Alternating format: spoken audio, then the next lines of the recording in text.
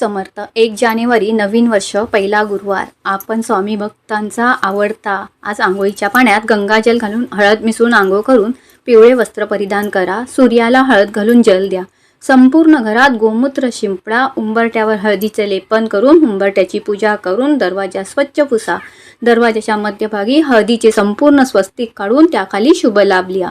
आज दिवा जो दरवाजाच्या बाहेर लावणार आहे तसा आज सकाळी पण तुम्हाला तुळशीजवळ लावायचा. आज तुळशीचं नवीन रोप घेऊन या आणि त्याची पूजा करा आणि त्या तुळशीच्या रोपाला तुम्हाला लाल कलाव्याचे 7 गाठी बांधायच्या आहेत आणि मनातली इच्छा सांगून तिथे तुपाचा दिवा प्रज्वलित करायचा आहे.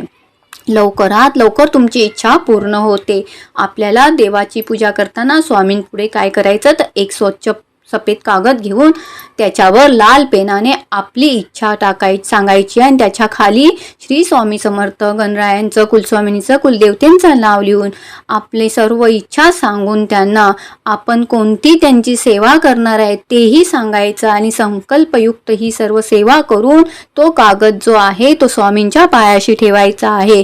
आणि रोज पूजा करताना तुम्ही जी सेवा घेतली आहे ती करा. सर्वात मोठी सेवा आहे सर्व लोकांना स्वामी सेवेत आणणे. तर स्वामी सेवेत आणण्याची सेवा करू शकता आणि नामस्मरणासारखी दुसरी सेवा कोणतीच नाही. त्यामुळे नामस्मरणात राहा, दंग व्हा त्यामध्ये.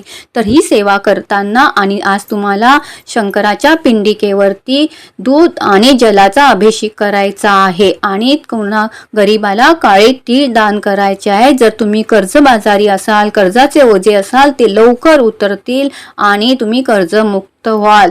ही छोटी छोटीशी जी सेवा आहे ती करा. आणि स्वामींकडे संकल्प करताना त्यांना सांगा सुतक सुरेर अडचण काही आले तर माझ्या सेवेत खंड पडला तर ते तुम्ही सांभाळून घ्या स्वामी, कारण स्वामी आपल्याला सांभाळणारे आहेत आणि तेच आपल्याला सांभाळतात.